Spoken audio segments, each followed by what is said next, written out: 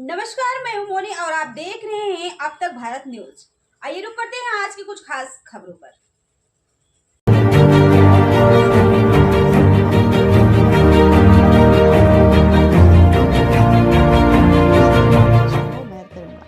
गरीब बेटियों की शादी हो या कोई बीमारी हो, मैं सहयोग करने के लिए तैयार हूँ। यदि मुझे जनता ने मौका दिया तो मैं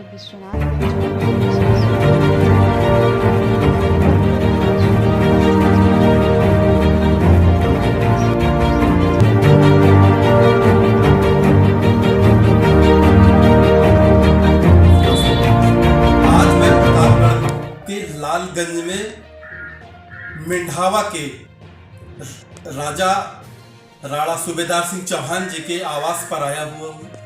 हम इनसे जानना चाहेंगे कि इनके क्या विचार है। ये सामाजिक परिच्छेद के साथ साथ राजनीतिक क्षेत्र में भी कदम रख चुके हैं और राजनीतिक और सामाजिक लोगों के सामंजस्य स्थापित कर रहे हैं और इनके एजेंडे में आंशिक रूप से क्या शामिल है ये भी हम आपको दिखाना चाहेंगे।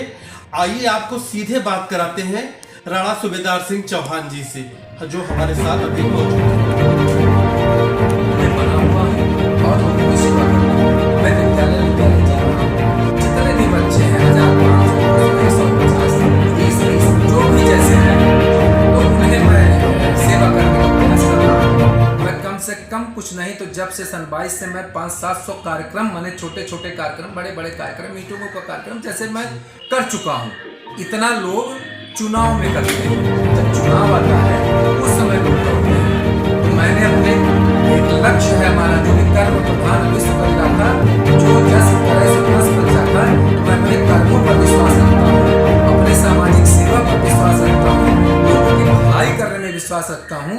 इसलिए मुझे पूरा विश्वास है कि मैं चुनाव को आसानी से लड़ पाऊंगा और लोग मेरे कर्मों को देख करके समर्थन करेंगे, ये अपना मेरा मानना है, विश्वास है। जी हम देखा गया है कि अगर हायर एजुकेशन की बात करते हैं तो लगभग और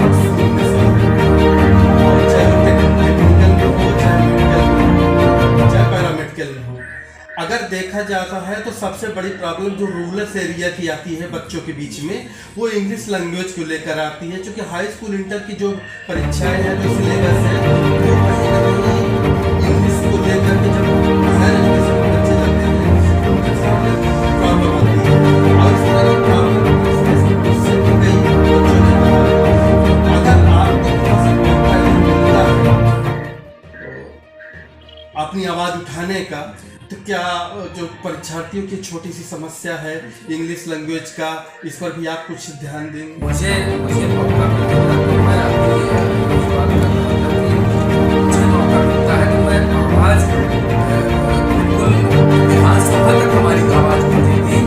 यहाँ पे अच्छे शिक्षक संस्थानों की व्यवस्था हो और कहीं ना कहीं से हमारे नेता ने बोला था कि रेलवे का ज़्यादा ना होना, प्रतापगढ़ के किनारे से निकल जाना, और जैसे प्रताप वहाँ इलाहाबाद में वहाँ पर एयरपोर्ट की व्यवस्था है, इधर लखनऊ है, तो कहीं ना कहीं हमारे नज़दीक रेलवे स्टेशन से का ज़्यादा उपलब्ध ना होना और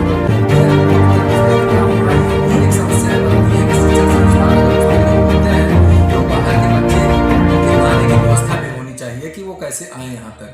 इसीलिए लोग लखनऊ और इलाहाबाद और तमाम अन्यत्र जहाँ पर ये व्यवस्थाएं हैं वहाँ जाने का प्रयास करते हैं। लेकिन अभी तक किसी ने विश्वनाथगंज में इस बात और मैं आपसे वादा करना चाहता हूँ, कहना चाहता हूँ, तो ये एजुकेशन की व्यवस्था मैं पूरी तरह से उठाऊंगा और इसको यहाँ लाने का पूरा प्रयास करूंगा, जिससे कि सरकारी व्यवस्था में हमारे छोटे लोग, गरीब लोग, अगले पीछे जो भी लोग हैं उसका लाभ मिला सके और अच्छी शिक्षा ग्रहण कर सके।